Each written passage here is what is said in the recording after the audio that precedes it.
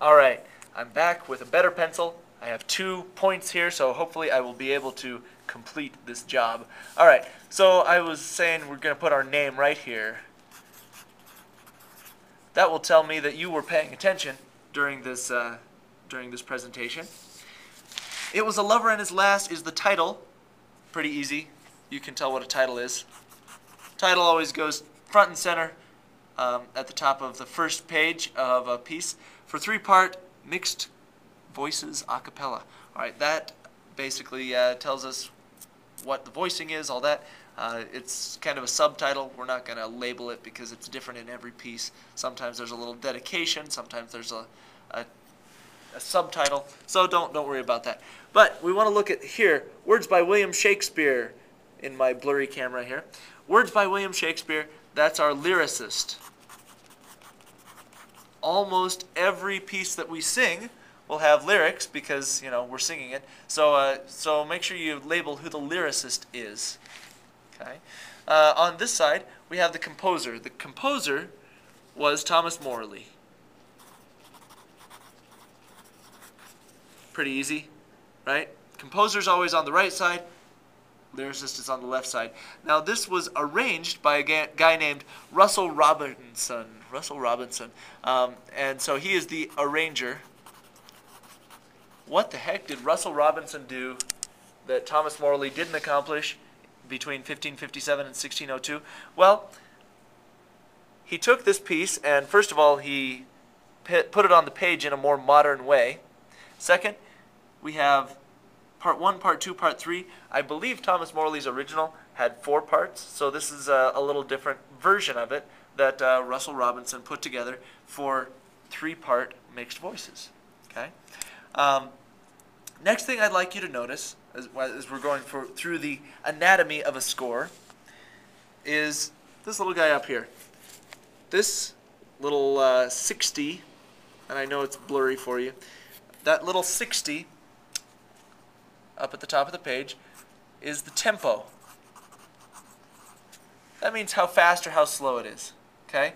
So in this one, a half note equals 60. That means we can fit 60 half notes in a minute of music. 60 beats per minute. Okay? That changes for just about every song. There's different tempo for every song. This one is 60 half note beats every minute. Okay, so that's what that number stands for. Happily just helps describe that tempo. Now you're going to see part 1, part 2, part 3, right? We've got those hanging out there. This bracket holds together those vocal parts. That's important because when you flip pages in a score, you want to be able to see, okay, what part is supposed to be sung and what part is for the piano or something else. Okay? So that bracket right there, that holds the vocal parts together. I'm just going to label that. I'm going to say bracket, and again, I apologize for my blurry camera, but it's spelled B-R-A-C-K-E-T, bracket. Alright, so now we've got that bracket holding together our vocal parts. We now have this piano part down here. It says keyboard for rehearsal only. Up here it tells us we are a cappella, so our keyboard is not going to work actually when we are singing the song. It's just there to help us learn the piece. Okay? Now have a look at how that whole thing is laid out. We've got the keyboard part with this little curly brace holding it together. We've got the voice parts with their 3 little staves there, and they're held together by this bracket. And all this together is called a system. System. Okay? A system of music is basically one big old line. So you don't read part 1, then part 2, then part 3. You go the first system, the whole system, you go through it, and oh, you hit the end of the line, you go down to the next system. And read that. Then you go over to the next page, to the first system, and you start there. Okay? Make sense?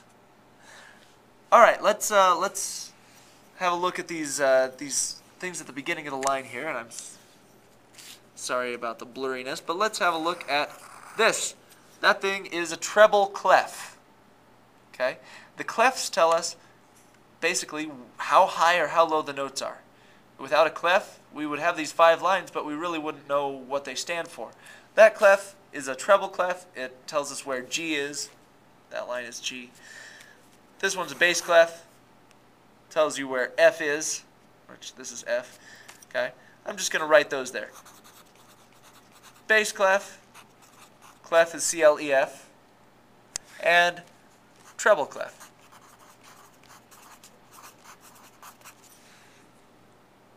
Again, everything I write on my page, I'm hoping you will write on your page. I'll give you just a moment to catch up and to review. We started with your name. Then we put on a title. It was A Lover and His Lass.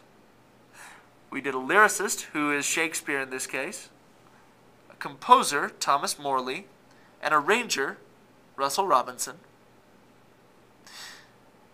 Then we talked about these 3 parts that are held together with a bracket. We talked about the keyboard part, which is held together with a little brace there. We didn't label the brace, but that's okay. We talked about how all these lines together come into a system, and we have 2 systems on this page. Okay. And let's label the copyright really quick, because copyright is important in music. Copyright. Okay? Copyright notice will be on just about any commercially released piece of music. Even music that's released by people who are independent will have a copyright notice on it, usually, because those people at least want you to attribute that music to them in your program. Alright. Now, we have all these lines then that go from top to bottom here, and they're actually split up during the vocal lines. That's just to stay out of the way of the words. But those are called bar lines or measure lines. We're going to say bar line. Okay? And I'm going to put one right here. You can label any of your bar lines, but I'm going to do this one. Bar line. Okay? Why did they split music into bars? Well, they didn't originally. And eventually they figured out, you know what, it's kind of difficult to find our place and to stay together if we don't have a break once in a while that just shows us where we are. So they started dividing into bars. We're going to see how many beats are in these bars. You see this the C with a line through it. It looks like a cent sign. That is the time signature.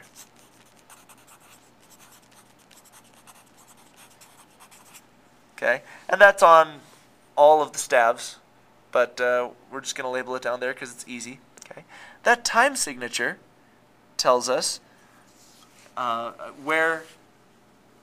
many beats we can fit in a measure. Okay, the time signature for this is a little C with a line through it. Doesn't seem to make a lot of sense. That actually stands for cut time, which means 2-2 time. I'd like you to write that here. 2, 2. You can read a time signature like a fraction. So 2 halves, that tells you exactly how many beats you can fit in the measure. You can fit 2 half notes in the measure, and the half note is the beat. Make sense? 2-2 time, so up here, it makes sense that the half note is the beat, right? Half note, 60 beats per minute. 2-2 time. Now, just for sake, you don't have to write this down. 4-4, 4 quarters, and 2 halves would be the same thing, right? In math, they would. In music, we just feel this a little bit differently because instead of thinking 1, 2, 3, 4, 1, 2, 3, 4, we think 1 and 2 and 1 and 2 and so it goes a little faster for us. Cut time is usually used for a little bit faster motion of notes.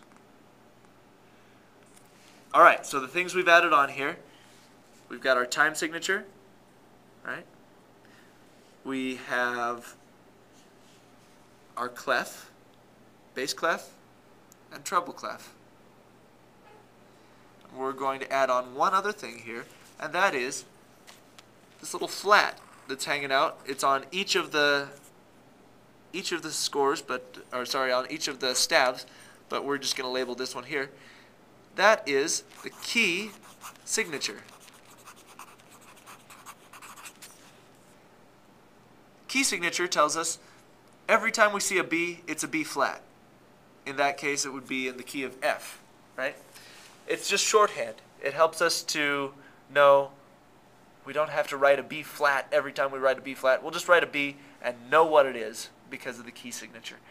The time signature only happens at the beginning of the piece or wherever the time signature changes. The key signature happens at the beginning of every system. And that way, you don't forget that you're in the key of F with a B flat in it. Okay, this has been a complete data dump. I've just put a whole bunch of stuff in front of you. Let's review one more time what we've got, and then we'll talk a little bit more about it. You put your name up here, right? Check. Okay, you got your title. It was A Lover and His Lass. Check. Your lyricist was William Shakespeare. Your composer, Thomas Morley. Your arranger was Russell Robinson. You labeled your tempo, which is 60 beats per minute. Tempo is just speed, right? Kind of like tiempo in Spanish, which is time. Tells us how fast the time goes in the song. System is all these different staves put together. We've got our treble clef, which tells us where G is. We've got our bass clef, which tells us where F is. We've got this bracket that's holding together our three vocal lines, part 1, part 2, and part 3 in this case. Then we've got this keyboard part held together with a little curly brace. We have a key signature that tells us that we always have a B flat unless they tell us otherwise. And as we zoom out, we see the whole system and then the system below it. We've got the copyright at the bottom of the page, and then I forgot to mention the time signature right there at the beginning, which is that C with the line through it, cut time. And it's actually not 4/4, right? It's 2/2 because we feel it differently. Okay, so your page should look about like my page. Maybe your handwriting is a little better, and maybe it looks less like a first grader did it, but you understand where we're coming from on this. Now, I'm going to ask you to do another little assignment right after this commercial break.